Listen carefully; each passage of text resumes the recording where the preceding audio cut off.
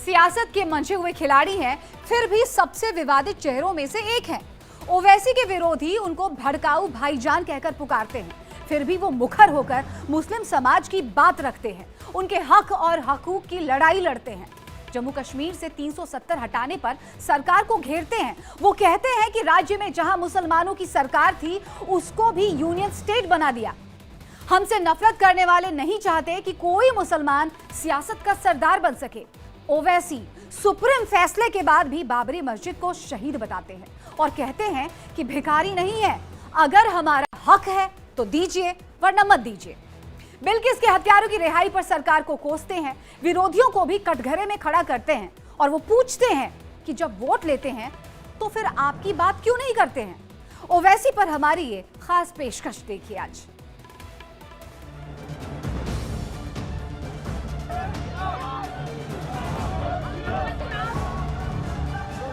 मैं जमीन के लिए नहीं लड़ रहा हूं, मैं मस्जिद के लिए लड़ रहा हूं। हमको हमारा हक है तो दो, हमको भिखारी समझकर मत देखो।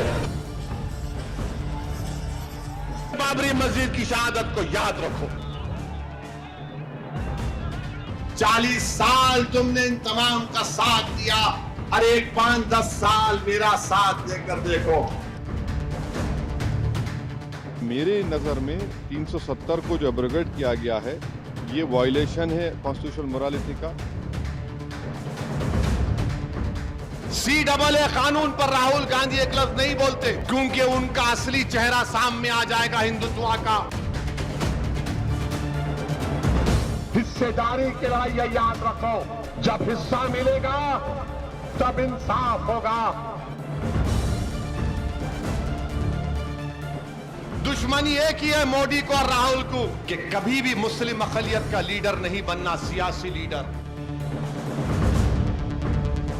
खबरदार किशन रेड्डी, तुमने कहा हैदराबाद का नाम बदल देंगे। दुनिया में जब तक जिंदा रहेंगे लड़ेंगे गरीबों के लिए। बीजेपी बोलती है कि तेलंगाना में मुस्लिम रिजर्वेशन को खत्म कर देंगे। जो गौ रक्षक है, जिसका नाम मोनू है, वो आपके लिए मोनू डार्लिंग बन गया है। ओवैसी राष्ट्रीय राजनीति में इसीलिए जाने जाते हैं कि वो अक्सर सरकार और अपने विरोधियों को तर्कों के साथ घेरते हैं। CAA कानून पर राहुल गांधी एक लफ्ज नहीं बोलते, क्योंकि उनका असली चेहरा सामने आ जाएगा हिंदुत्व का। ट्रिपल तलाक का कानून 3 मर्तबा लोकसभा में आया, राहुल गांधी बोले ट्रिपल तलाक। कर्नाटका में इनकी सरकार बन के 6 महीने हो गए। बीजेपी ने मुस्लिम रिजर्वेशन निकाल दिया, अरे आप लाओ ना कानून, नहीं लाएंगे, इन्हों कुछ नहीं बोल। मुल्क की एक रियासत थी जम्मू कश्मीर, जिसमें सबसे ज्यादा मुस्लिम अक़लियत थे, 370 निकाल दिए। राहुल गांधी की जबान से एक लफ्ज नहीं निकलता, एक लफ्ज नहीं निकलता। क्यों नहीं बोलते आप?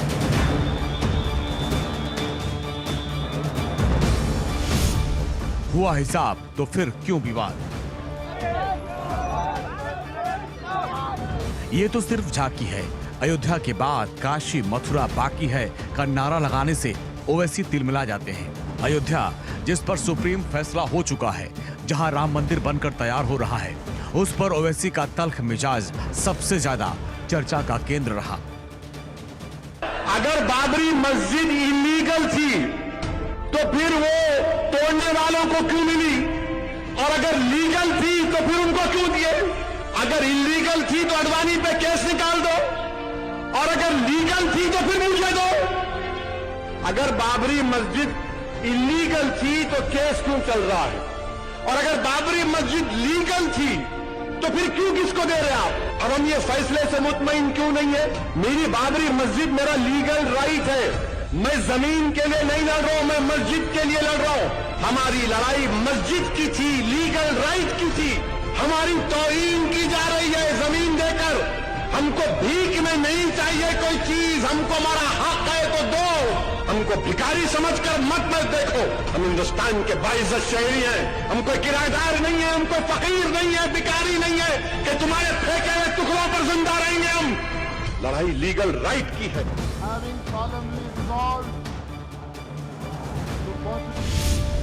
मुस्लिम वोट खजाना, हक सिर्फ बहाना। कानून के जानकार ओवैसी सरकार और अपने विरोधियों को किसी भी मुद्दे पर बख्शने को तैयार नहीं। और जब बात अपने समाज की हो तो फिर क्या कहने। ओवैसी कहते हैं भिखारी नहीं है, अगर हमारा हक है तो दीजिए वरना मत दीजिए। जब तक दुनिया रहेगी सुनो संघ परिवार, हम हिंदुस्तान में बाबरी मस्जिद की शहादत का जिक्र करते रहेंगे। दुनिया को बताएंगे कि तुमने जाकर सुप्रीम कोर्ट से वादा किया था कि मस्जिद की एक ईंट को हाथ नहीं लगाया जाएगा। तुम्हारे लोगों ने मस्जिद को शहीद किया और हमारी मस्जिद जो 550 साल से वहां पर थी, जहां पर हमने हैया अल सलाह और हैया अल फलाह की सदाएं दी, तुमने मस्जिद को शहीद किया और मोमेंटो के तौर पर तुमने ईंट को उठाकर लेकर गए। हम अपने बच्चों को सिखाकर जाएंगे इस दुनिया से, अगर हमारी सिस्कियां बाकी रहेंगी तो हम कलमा भी पढ़ेंगे और कहेंगे बाबरी मस्जिद की शहादत को याद रखो। इसलिए कहेंगे कि मस्जिद के लिए नहीं बल्कि इंसाफ के लिए, इंसाफ के लिए, रूल ऑफ लॉ के लिए।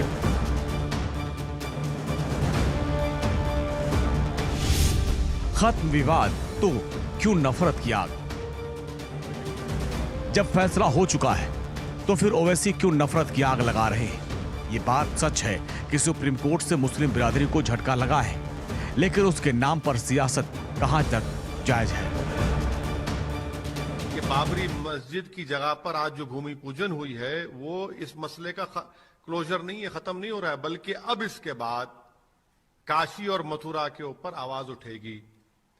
इस पर दबाकर ये लोग चंद वक्त के बाद, थोड़ी वक्त के बाद एजिटेशन शुरू करेंगे, एक धर्म संसद को बुलाकर रेजोल्यूशन पास करेंगे, उसके बाद आरएसएस अपनी बैठक में इसको अपना लेगा, फिर बीजेपी एक रेजोल्यूशन पास करेगी, फिर चौथा इस पर एजिटेशन होगा, फिर उसके बाद जाकर काशी और मथुरा की मस्जिद को शहीद कर देंगे, फिर कोर्ट में जाएगा, आस्था का मसला पैदा होगा।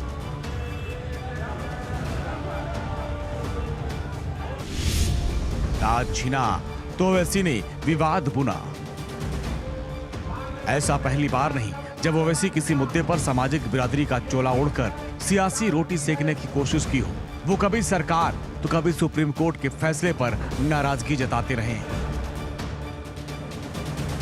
अब क्वेश्चन ये है कि जब आप एब्रोगेट कर रहे हैं स्पेशल स्टेटस, पूरे स्टेट को कर्फ्यू में लगाकर 356 लगा दिया आपने, इलेक्टेड असेंबली नहीं है, तो फिर कश्मीर में डिलीबरेट किसने किया बताइए हमको, किसने क्या डिलीबरेट किया।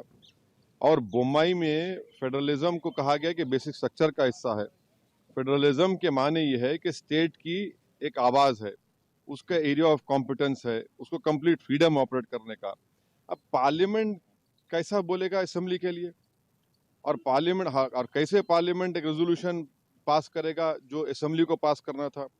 तो मेरे नज़र में 370 को जो एब्रोगेट किया गया है ये वायलेशन है कॉन्स्टिट्यूशनल मोरालिटी का, और जो एब्रोगेशन, बाइफर्केशन और डाउनग्रेडिंग हुआ है एक स्टेट के यूनियन टेरिटरी का, ये तो बहुत बड़ा धोखा हुआ है जो हमने कश्मीर के अवाम को वादा किया था।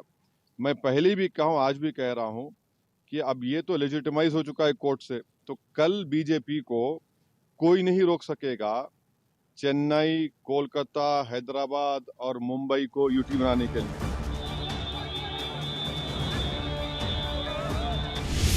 वोट लेंगे तो फिर क्यों नहीं बोलेंगे। ऐसा नहीं है कि सिर्फ सरकार को कटघरे में खड़ा किया है, बल्कि मुसलमानों के हक और हुकूक पर भी चुप्पी साधे रखकर सियासत करने वालों को भी आईना दिखा रहे हैं। कि हजरत गूगल पर चेक करना, हजरत गूगल पर जाके चेक करना कि क्या कभी राहुल गांधी ने CAA कानून पर एक लफ्ज बोला। CAA कानून पर राहुल गांधी एक लफ्ज नहीं बोलते। क्यों नहीं बोलते? क्योंकि उनका असली चेहरा सामने आ जाएगा हिंदुत्व का। CAA पर एक लफ्ज नहीं। कौन भरी पार्लियामेंट में मोदी के 300 MPs के सामने मौजूद, मोदी की मौजूदगी में किसने उस कानून को कहा यह काला कानून है और उस कानून को फाड़ कर फेंक दिया पार्लियामेंट में? उसका नाम असदुद्दीन ओवैसी था। ये नहीं बोलते CAA के बारे में। ट्रिपल तलाक में थालियों के लिए नहीं कह रहा हूं। ट्रिपल तलाक का कानून 3 मर्तबा लोकसभा में आया, राहुल गांधी बोले ट्रिपल तलाक पर? कभी बोल सुना आपने? देख लो गूगल पर जाके। मौलाना असराउल्लाह कासमी मरहूम एमपी थे, दारुल देवबंद के शूरा के मेंबर, वो भी आलिम दीन। कांग्रेस उनको बोलने नहीं दी ट्रिपल तलाक पर। मौलाना मौलाना को बोलना पड़ा कि मुझे बोलने नहीं दिए। आप बताइए फिर ट्रिपल तलाक पर नहीं बोलते राहुल गांधी? अच्छा, मुस्लिम रिजर्वेशन पे राहुल गांधी बोलते? आपने कभी सुना उनकी जबान से? क्या सुनता है? आप क्या सुनते? मैं मोहब्बत की दुकान, मोहब्बत की दुकान, मोहब्बत की दुकान। कभी तो बोलो मुस्लिम रिजर्वेशन के बारे में, नहीं बोलते। कर्नाटका में इनकी सरकार बन के 6 महीने हो गए, बीजेपी ने मुस्लिम रिजर्वेशन निकाल दिया। अरे आप लाओ ना कानून, नहीं लाएंगे, इन्हों कुछ नहीं बोलते। आर्टिकल 370, मुल्क की एक रियासत थी जम्मू कश्मीर जिसमें सबसे ज्यादा मुस्लिम अकलियत थे, 370 निकाल दिए। राहुल गांधी की जबान से एक लफ्ज नहीं निकलता।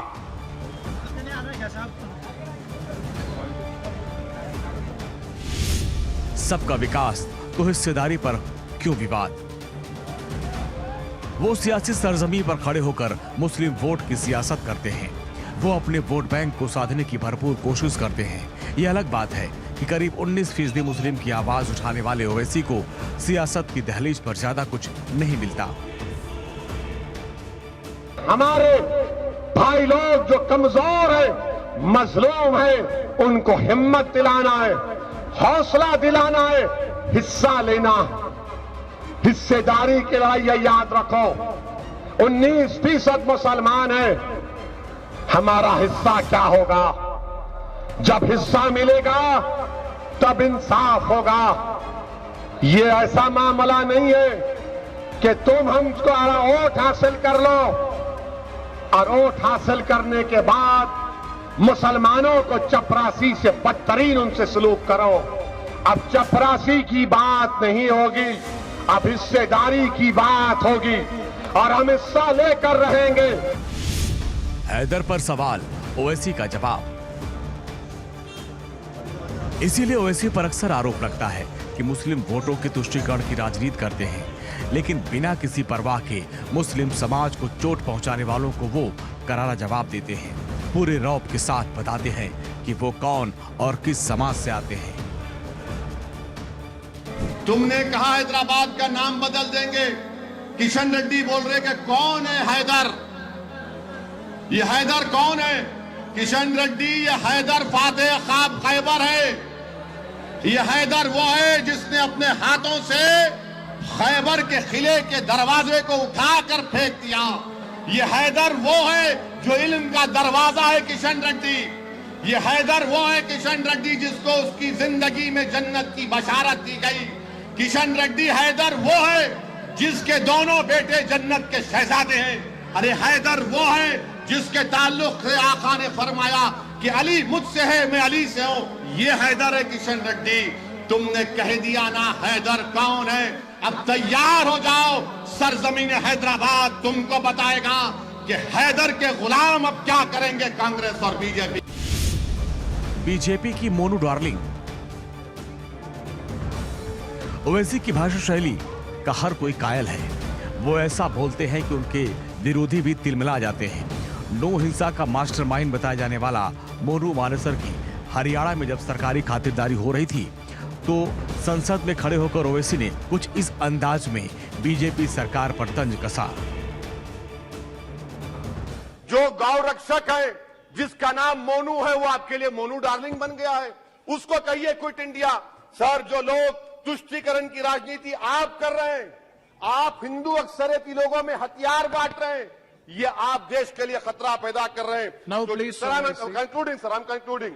इसीलिए हम आपसे अपील कर रहे हैं कि हुकूमत से कह रहे हैं कि आप जो सियासत कर रहे हैं इससे नुकसान देश को होगा। हत्यारों की रिहाई, सियासत हाई। वो यही नहीं रुके थे, बल्कि जब बिल्किस बानो के दोषियों को रिहा किया गया तो बीजेपी सरकार के खिलाफ ओवैसी ने पूरा दम लगा दिया।